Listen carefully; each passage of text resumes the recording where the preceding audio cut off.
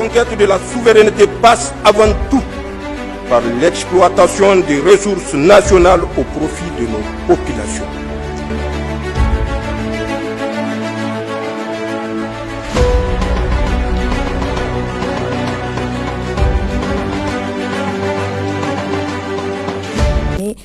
Nigérienne de Mahmoud Salah, né le 13 octobre 1981 à Bilma, fils de Salah et de Indi. 3. Safia Ekia Amoumoun, né le 4 mai 1990 à Tirozérine, fille de Ekia Amoumoun et de Elgimahet Seriden. 4. Hassoumi Massoudou, né le 22 octobre 1954 à Birningaure, fils de Hassoumi et de Oumou. 5. Mohamed Tori, né vers 1979 à Aguera, Bilma. 6. Moussa Salah, alias Moussa Kounaï, sans autre renseignement. 7. Al-Kash Al-Hada, né le 18 octobre 1955 à Bonkoukou, fils de Al-Hada Inti Katbet et de Mariama Bizo. Les personnes ci-dessus citées sont soupçonnées notamment de mener des activités susceptibles de perturber la paix et la sécurité publique, d'attentats terroristes à l'explosif et actes d'appui au terrorisme, d'intelligence avec une puissance étrangère en vue de l'engager à entreprendre des hostilités contre l'État en lui fournissant les moyens en facilitant la pénétration des forces étrangères sur le territoire nigérien en ébranlant la fidélité des armées ou de toute autre manière. De trahison et de complot contre la sûreté de l'État, de participation à une entreprise de démoralisation de l'armée ou de la nation ayant pour objet de nuire à la défense nationale, de diffusion de données ou de propos de nature à troubler l'ordre public. Fait à Niamey le 5 novembre 2024. Comme annoncé, le Premier ministre de l'Économie et des Finances, Ali Mohamed Lamine Zen, a procédé ce matin à la mise en place du comité ad hoc chargé de réfléchir sur les conditions d'exercice des activités des médias privés. C'était en présence notamment du ministre de la Communication, des Postes et de l'Économie numérique, président du dit comité. Moussa Hamani et Ousmane Sani Abdou. Cette rencontre consacre l'installation par le Premier ministre de l'Économie et des Finances, Ali Mohamed Lamine, du comité ad hoc chargé de réfléchir sur les conditions d'exercice des activités des médias privés. Ce comité, dont la présidence est assurée par le ministre de la Communication, des Postes et de l'Économie numérique, Mohamed Sidir Aliou, avec comme membres des responsables des médias privés et ceux de plusieurs directions des ministères, a pour mission d'examiner les préoccupations majeures des médias privés et les défis auxquels ils sont confrontés. La demande du réseau des télévisions indépendantes du Niger et de l'Association nationale des éditeurs de la presse indépendante, son Excellence le Premier ministre a mis en place un comité qui est chargé de répertorier d'abord les problèmes auxquels font face l'ensemble de la presse, qu'elle soit audiovisuelle, qu'elle soit de la presse écrite, et de proposer des solutions. Ceci, vous le savez, ERTIN, donc le réseau des télévisions indépendantes du Niger, a pris attache avec le Premier ministre et a plaidé pour que les préoccupations des médias soient prises en compte, et son Excellence le Premier ministre a accepté effectivement de mettre en place ce comité, et ce comité-là a été mis en place aujourd'hui. Nous ne pouvons que remercier très franchement le Premier ministre pour avoir accepté cela, puisque l'ensemble des médias du Niger étaient en train de plaider dans ce contexte de changement, dans ce contexte de refondation, pour qu'ils soient écoutés, pour que certaines de leurs préoccupations soient prises en compte. Et je crois que c'est un premier pas, un grand pas qui a été franchi en acceptant de les recevoir, de les écouter et de cheminer ensemble pour voir ce qui peut être fait pour le bonheur de la presse nigérienne, pour le bonheur globalement de l'information au Niger. À noter que ce comité dispose d'un délai de 10 jours à compter de la date. Le ministre de la Communication, des Postes et de l'Économie numérique, Sidi Mohamed Raliou, a rencontré ce 5 novembre 2024 à son cabinet les correspondants des médias internationaux accrédités au Niger. Les échanges ont porté sur diverses questions telles que l'alignement de ces derniers derrière la vision du président du Conseil national pour la sauvegarde de la patrie, chef de l'État, le général de brigade Abdraman Chani, et la régularisation de leur statut de correspondant. Hawa Maman et Hamidou Abdoulaye. Cette rencontre de prise de contact se veut un cadre de concertation qui vient d'être créé entre le ministère de la Communication, des Postes et de l'Économie numérique et les différents correspondants des médias internationaux accrédités au Niger. Les échanges ont porté sur de nombreuses questions dont la vision du président du Conseil national pour la sauvegarde de la patrie, chef de l'État, le général de brigade Abdraman Tiani. Cette vision dans un contexte particulier de la refondation du Niger. Le ministre de la Communication, des Postes et de l'Économie numérique, Sidi Mohamed Raliou, a souhaité l'adhésion des correspondants des médias internationaux à cette vision qui s'articule autour de la cohésion sociale, la sécurité du pays et la bonne gouvernance. Il a interpellé leur conscience patriotique dans l'exercice de leur métier en privilégiant l'intérêt du pays avant toute autre considération. Au cours de ces échanges, Monsieur le ministre, son Excellence, a eu à interpeller la conscience des journalistes pour qu'on puisse se responsabiliser, notamment dans ces élans patriotiques et souverainistes dans lesquels se trouve actuellement notre pays. Nous avons réaffirmé, Monsieur le ministre, que nous allons essayer toujours, comme d'habitude, de respecter l'éthique et la déontologie en journalisme pour faire notre travail convenablement comme il le faut. Le ministre de la Communication a décidé de réactualiser les accréditations pour les correspondants. Si vous vous rappelez, après les événements du 26 juillet, quand même, il y avait des nouveaux correspondants qu'on a eus, mais il a dit maintenant, si tu es correspondant, tu vas essayer d'écrire pour demander cette accréditation. Moi, je pense que c'est une bonne chose qu'il faudrait saluer et ces genres de dialogues vont nous permettre quand même de trouver une solution dans presque tous les problèmes que nous rencontrons. La rencontre de ce 5 novembre 2024 doit être appréciée à juste titre comme la main tendue des autorités nigériennes à l'endroit des journalistes pour une meilleure collaboration, toujours dans l'intérêt du Niger. Une première du genre qui est, en tout cas pour moi, à saluer. Les gens nous prêtent des intentions. On nous accuse d'être des gens à la solde des radios internationales, alors que les gens oublient, avant qu'on soit journaliste, avant qu'on soit correspondant, on est d'abord des citoyens nigériens. Pour rien au monde, on ne peut venir contribuer à détruire notre pays. Je pense que ce cadre d'aujourd'hui, cette rencontre ne va pas être la dernière et que nous avons demandé au ministre d'être notre porte-parole auprès du gouvernement et auprès du CNSP. Il faut qu'on s'entraide, il faut qu'on travaille ensemble pour que tout le monde tire son épingle du jeu. Les correspondants des médias internationaux accrédités au Niger se sont réjouis de cette initiative du ministre de la Communication, des Postes et de l'Économie numérique. Ils ont par ailleurs saisi l'opportunité pour échanger sur quelques difficultés auxquelles ils font face dans le cadre de l'exercice de leurs fonctions, notamment la couverture des grands événements ou encore l'accès aux personnes ressources pour les interviews. Le ministre Sidi Mohamed Raliou les a rassurés quant à sa disponibilité sur toute question dans l'optique de leur faciliter l'exercice de leur profession dans le respect de l'éthique, la déontologie et la transparence.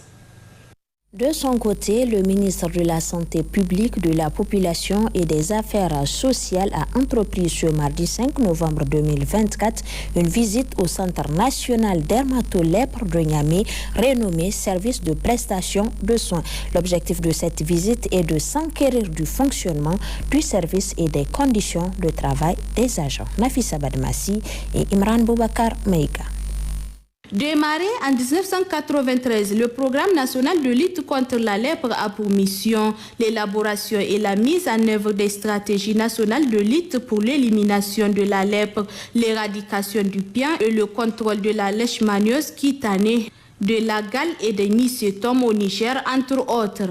Cette visite du ministre de la Santé publique, de la Population et des Affaires sociales au service de prestation de soins, ancien Centre national dermatolèpre, communément appelé Tripano Bukoki, vise à s'enquérir du fonctionnement des différents services du centre impliqués dans la mise en œuvre de ce programme. Une visite qui a d'abord conduit la délégation ministérielle à la pharmacie, les différentes salles de consultation, le bloc opératoire et ensuite les salles d'hospitalisation. Ça ne suivit une projection. Présentation complète du programme national de lutte contre la lèpre, son évolution, les difficultés, les défis ainsi que les perspectives. L'objectif de notre visite, c'est d'abord de s'enquérir des conditions de travail des agents au niveau du programme, apprécier la qualité des prestations fournies par le centre, apprécier également les performances du programme national de lutte contre la lèpre. Nous avons fait des constats. Il y a un certain nombre de points positifs, notamment la disponibilité des agents. Nous avons constaté également que les locaux sont propres et bien entretenus. Nous avons constaté également que les indicateurs de performance du programme sont acceptables. Malgré ce constat positif, il ressort également quelques points qui doivent être améliorés, a indiqué le médecin-colonel Garba Hakimi. En ce qui concerne la gestion des médicaments, donc là, il va falloir faire une action là-dessus pour que la gestion des médicaments soit faite de façon correcte, pour qu'il n'y ait pas des médicaments périmés.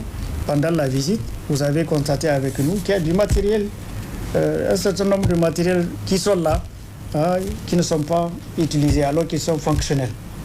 Nous avons constaté également une sous-utilisation de certains services.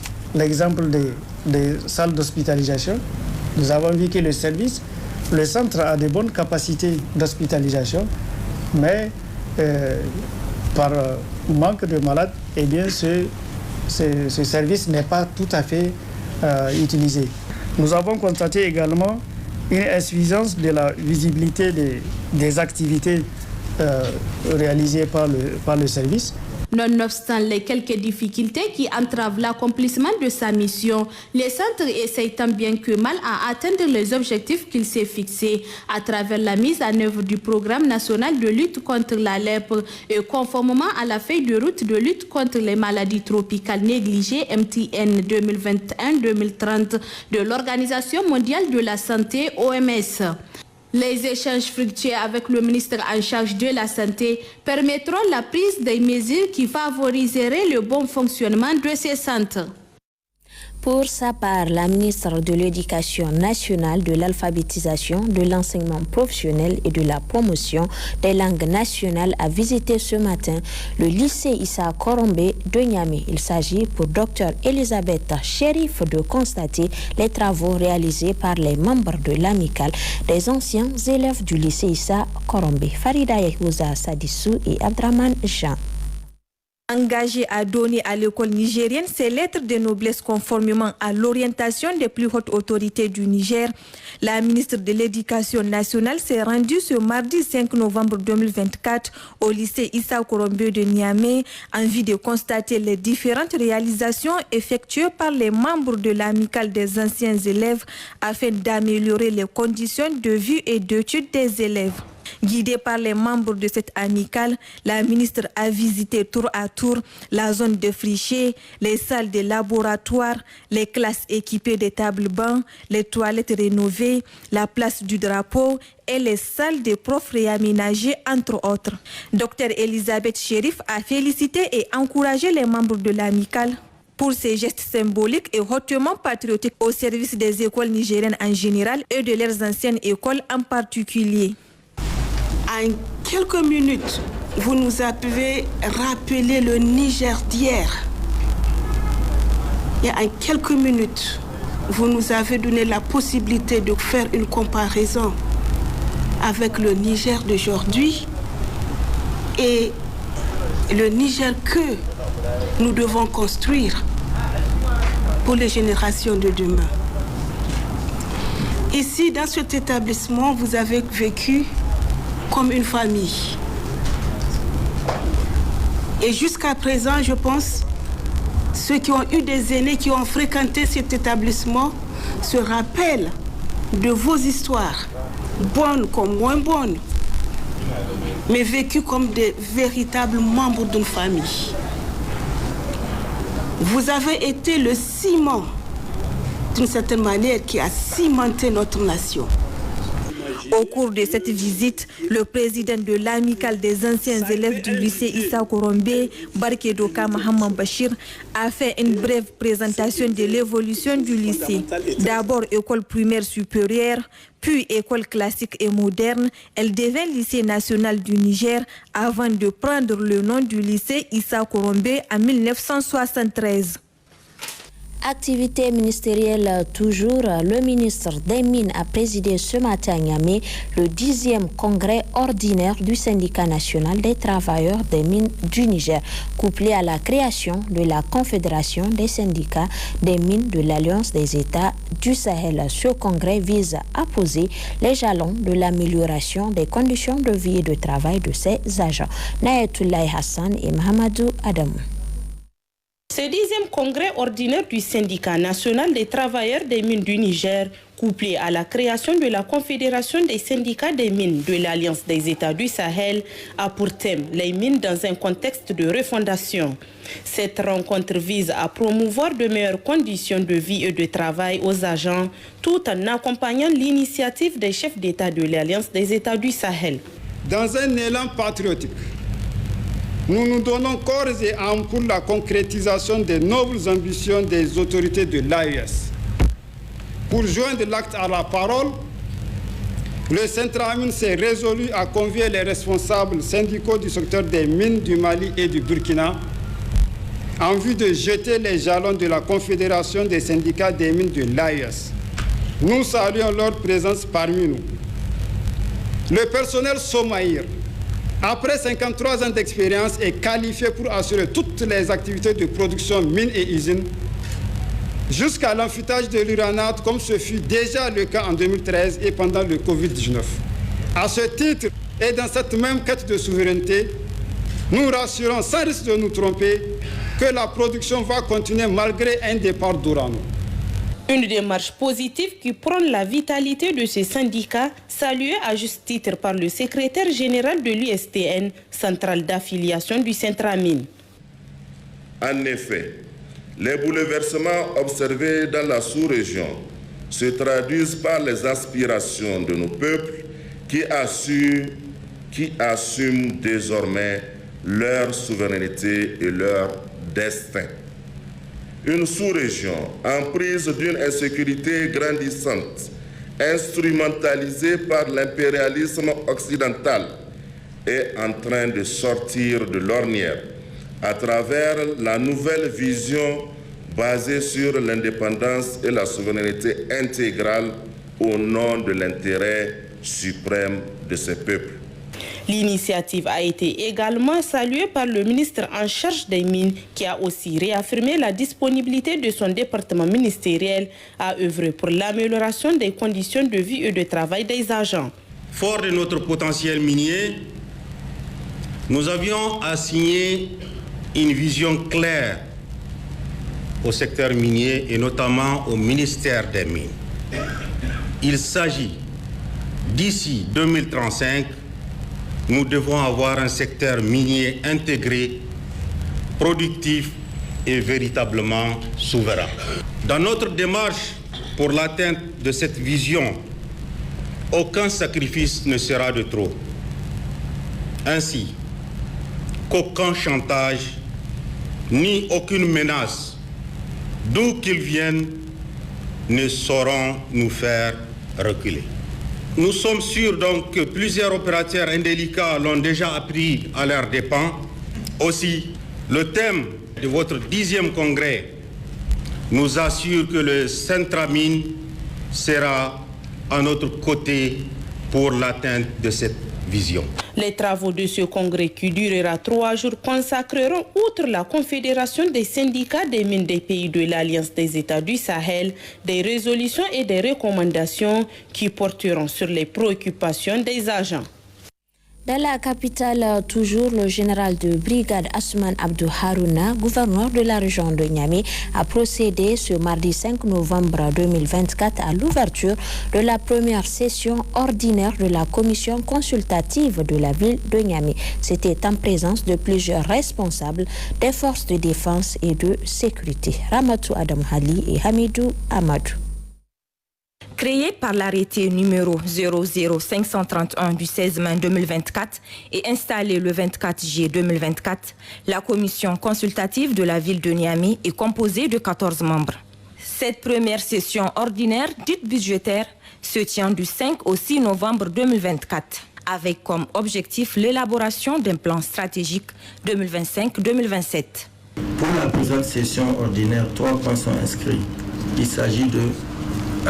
Présentation du rapport sur l'état général de la commune. 2.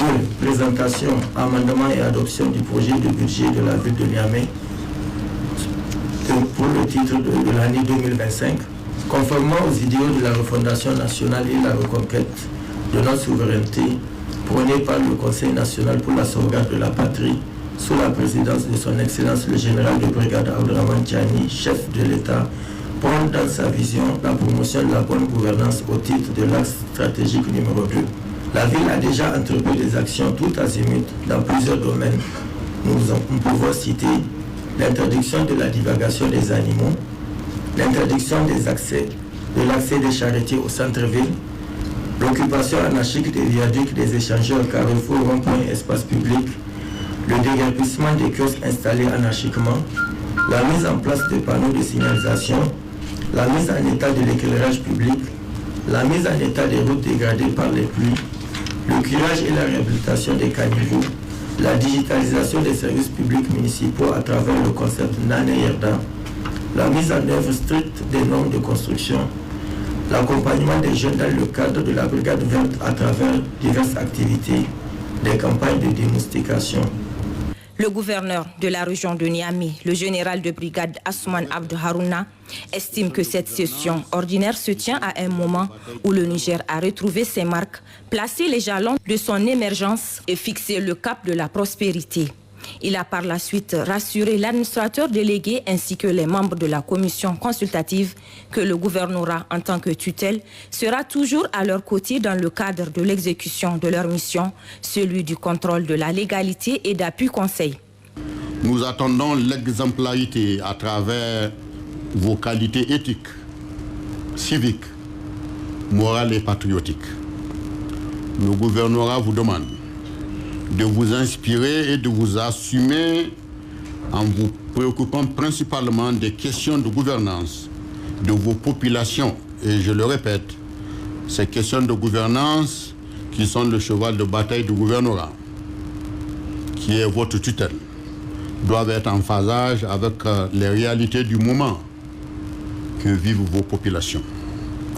La dynamique patriotique dans laquelle nous sommes engagés nous plonge dans une nouvelle ère de valeurs où la sincérité dans les relations prime sur les jeux d'appartenance et les faux semblants.